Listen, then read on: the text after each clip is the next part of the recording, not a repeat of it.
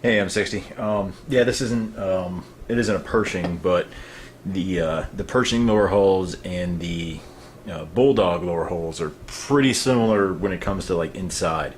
All right. So I know one of the things you were talking about was tearing out the interior. So as you can see on mine, I actually did that. All I did was just cut out the entire battery box except for this piece right up here.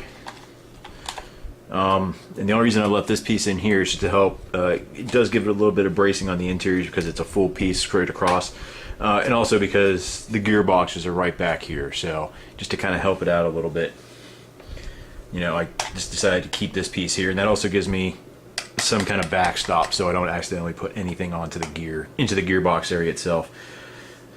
As far as moving the your power switch, it's pretty easy.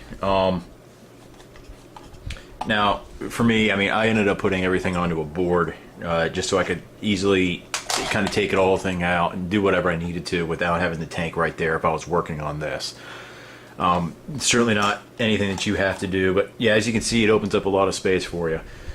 If you're going to do that, I would recommend that you put some kind of battery holding system in here. I'm assuming that you're still using the regular 2200 NiCad battery. So yeah, I mean, it takes up a good chunk of this, so just kind of be careful. And one thing you're going to want to watch out for is where you mount your board versus your speakers. As you can see, I've got my boards mounted here and here with my speakers as far away as possible. That just helps to keep any of the interference that the speakers might pump out going into the boards. You'll see that on a lot of tanks. Most guys won't put their speaker right next. It doesn't mean that you can't. It just means that you might get a little bit of interference occasionally. So just something to be wary of.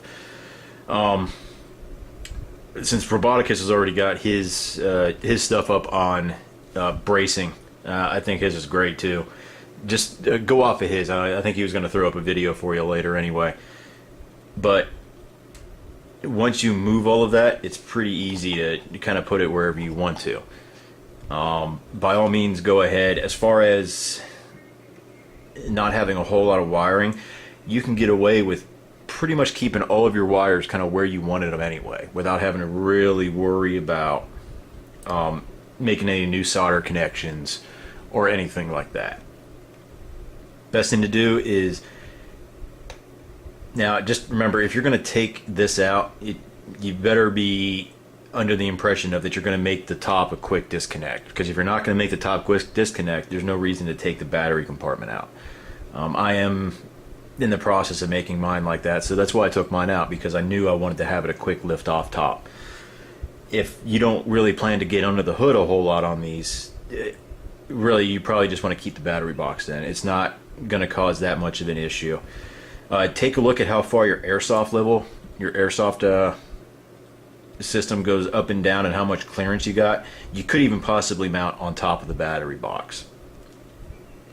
And then as far as these goes, yeah, you can either use the silicone to seal them up. I'm just going to put a little bit of sheet of styrene over mine just to kind of, and then glue it all together just to keep it sealed up.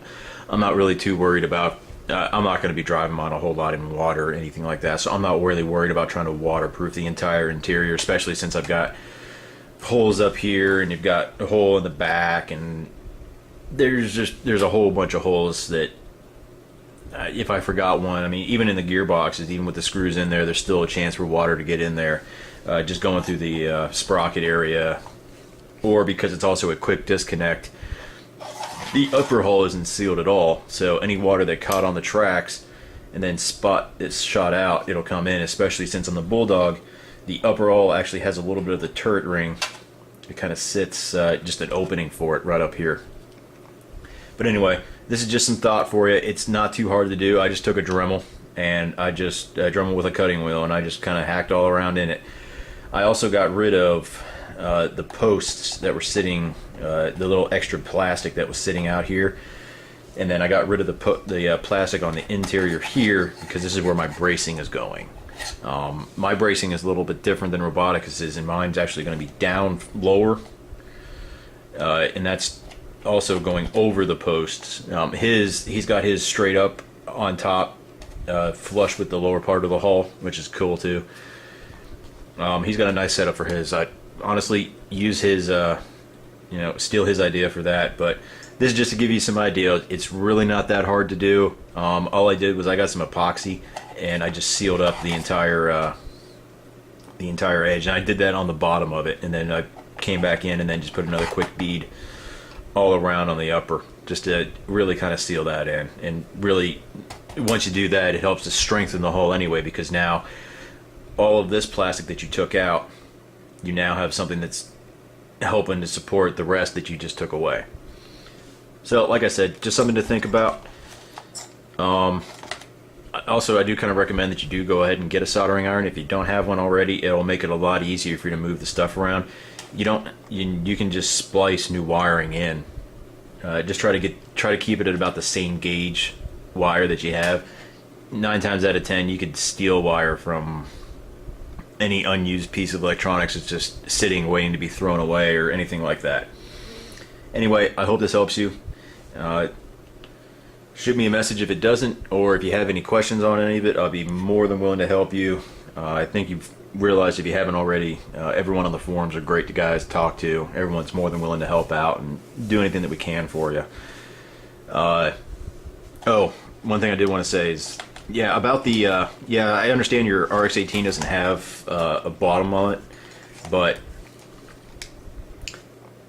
this board right here doesn't even have one. All I did was just put some Velcro on it. You can buy little rubber, the little stick-on rubber pieces, and you can just put it on that. I've got one on the Bark board and the TBS Mini. It works just as well. But honestly, I mean, you're mostly dealing with plastic in here. You don't have to worry about a whole lot of metal really jarring around or doing anything to it.